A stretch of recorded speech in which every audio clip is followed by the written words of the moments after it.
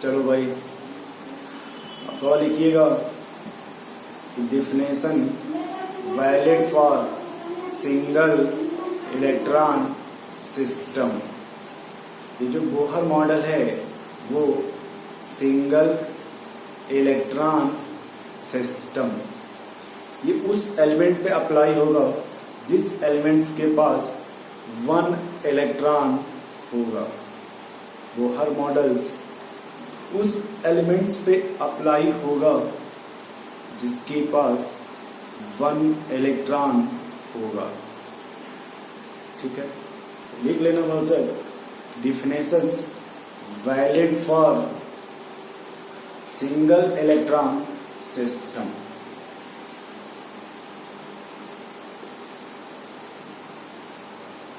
Definition valid for single electron system.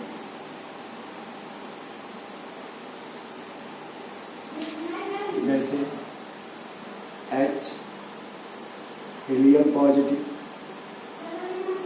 Lithium पे 2 positive, beryllium पे 3 positive, boron पे 4 positive. ठीक है, ये उन्हीं एलिमेंट्स पे अप्लाई होगा जिसके पास 1 इलेक्ट्रॉन होगा। ठीक है, ये उसी एलिमेंट्स पे अप्लाई होगा जिसके पास 1 इलेक्ट्रॉन होगा। जो बोहर मॉडल्स है वो apply for single electron system. ठीक है, ये क्वेश्चंस आपको मिलेगा कि Bohr model is not applicable. तो आप देख लेना उसमें से कि किसके पास 1 इलेक्ट्रॉन है और किसके पास 1 इलेक्ट्रॉन नहीं है। तो जिसके पास 1 इलेक्ट्रॉन नहीं होगा that is not applicable for Bohr model. वो बोहर पे मॉडल या वो एलिमेंट्स बोहर मॉडल पे अप्लीकेबल नहीं होगा। ठीक, अब कुछ इसमें वो कुछ टर्म है जिसे समझना बहुत इम्पोर्टेंट है और अच्छा भी है और आगे आपको रिक्वायरमेंट भी है। ठीक है, कुछ टर्म है जिनको आप यहाँ सीखना, सोचोगे, सीखोगे, अच्छे भी लगेंगे और उसका प्रॉफिट आपको आगे मिलेगा, केमिस्ट्री में भी मिलेगा, फिजिक्स में भी मिलेगा। ठीक है, तो ये जो केमिस्ट्री है ना, ये फिजिक्स का पोर्शन है, मॉडर्न फिजिक्स का। तो इसमें बहुत फिजिक्स के कंसेप्ट बहुत कम पढ़ा जाता है केमिस्ट्री में। तो अगर केमिस्ट्री में कुछ जान जाओगे 10% 20%, तो आप जब 80% 100% पढ़ना हो तो आसान हो जाएगा। यहाँ अगर नहीं सीखना चाहोगे तो फिर फिजिक्स में और बर्डन होगा। इसलिए कम से कम जितना हो सके उसको स्मूथली जो है आसानी से पढ़ते जाओ। ठीक है, और इसमें ले लो पहला, first ground state. Ground state. अब कुछ बच्चे ये भी सोच रहे हैं सर आपने तो एक बार बताया था ग्राउंड स्टेट, फिर क्यों बता रहे हो?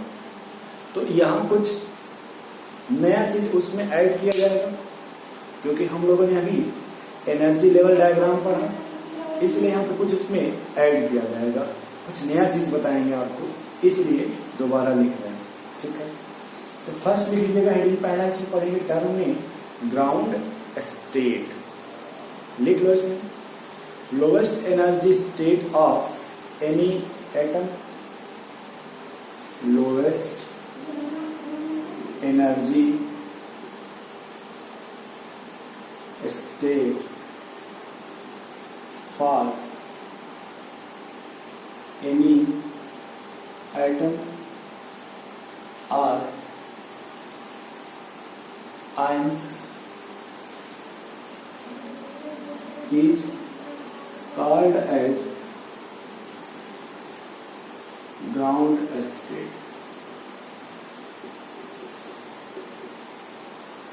GS। इसका बहुत ज्यादा यूज मिलेगा आपको हाइब्रिडाइजेशन में, इसलिए भैया इसको हल्के में मत लीजिएगा, ठीक है। और ये लीजिएगा ग्राउंड स्टेट में हमेशा n बराबर 1 होता है फर्स्ट ऑर्बिट। जो फर्स्ट ऑर्बिट है उसी को हम बोलते हैं ग्राउंड स्टेट, ठीक है। तो लिखिएगा कि ground state energy for hydrogen atom, ground state energy for hydrogen atom. तो देखो ये तो आप जानते ही। दूसरा, ग्राउंड स्टेट के बाद अगर हमसे कोई कहे कि ground state energy for helium ions,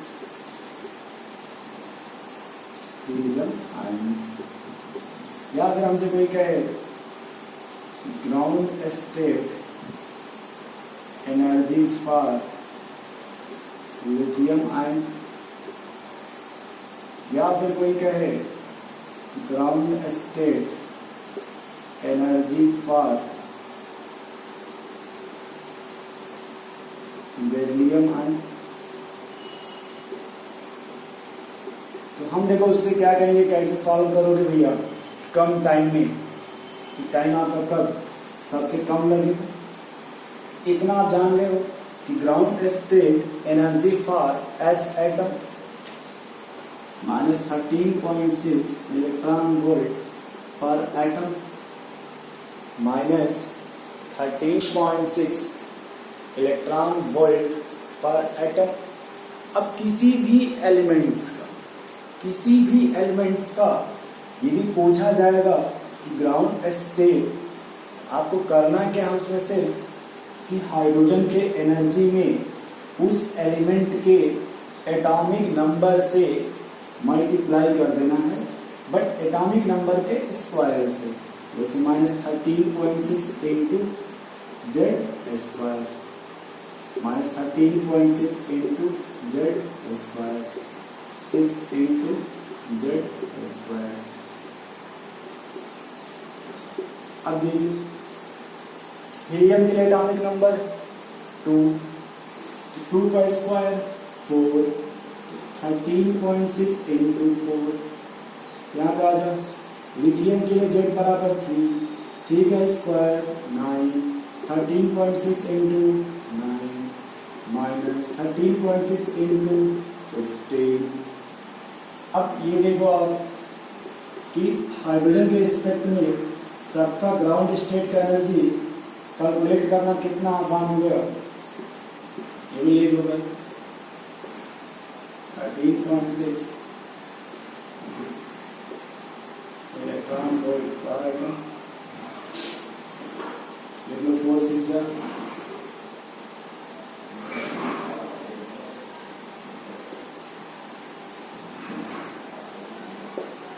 ये।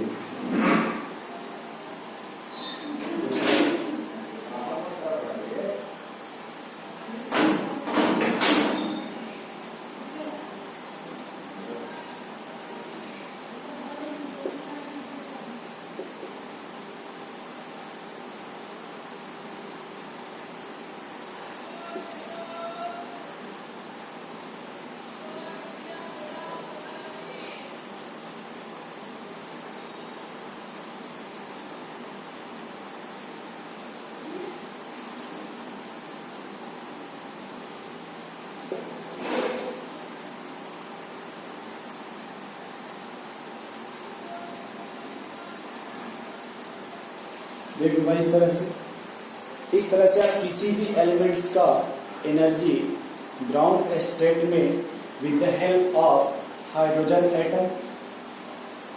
एटम के हेल्प से आप कैलकुलेट कर लेंगे। किसी भी एलिमेंट्स का पूछ दिया जाए कि भाई बताओ कि ग्राउंड स्टेट में एनर्जी कितना होगा, आप इसी हाइड्रोजन एटम के हेल्प से देखो सबका कितना आसान है। देखो आगे बस यहाँ देखो, कुछ नहीं करना है, बस 13.6 जेड का स्क्वायर 4 से मल्टीप्लाई, 9 का मल्टीप्लाई है 16 का। अब इससे जिसका भी पूछे ग्राउंड स्टेट में वो हम इसी फार्मूले से बता देंगे आपको।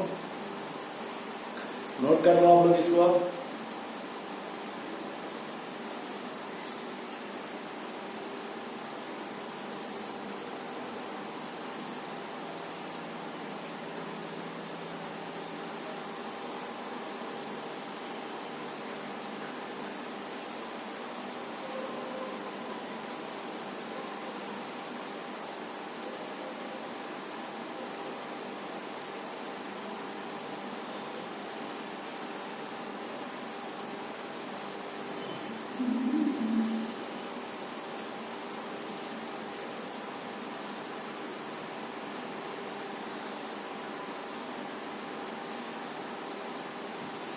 ठीक है भाई, अब यहीं पे एक नोट लिख लेना।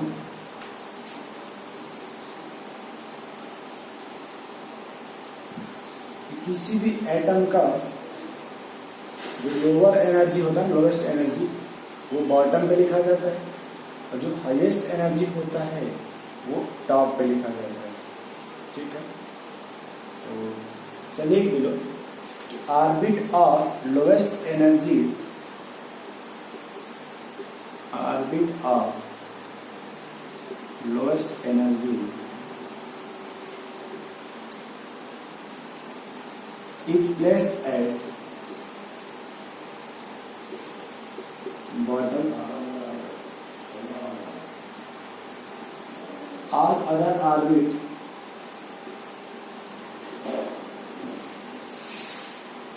having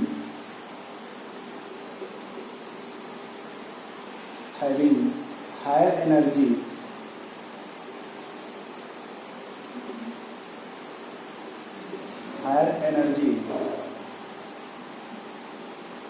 are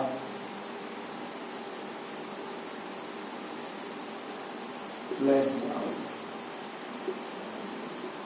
इसका मीनिंग ये हुआ कि जो भी हमेशा लोवेस्ट एनर्जी होता है तो देखो हमेशा बॉटम पे लिखा जाता है, और उसे जैसे 2 उसके ऊपर, 3 उसके ऊपर, 4 उसके ऊपर, 5 उसके ऊपर, इनफाइनाइट सबसे ऊपर। फिर लोवेस्ट क्या है? बॉटम में, फिर उससे ऊपर, सेकेंड उससे ऊपर, थर्ड उससे ऊपर, फोर्थ, फिफ्थ, इस तरह से।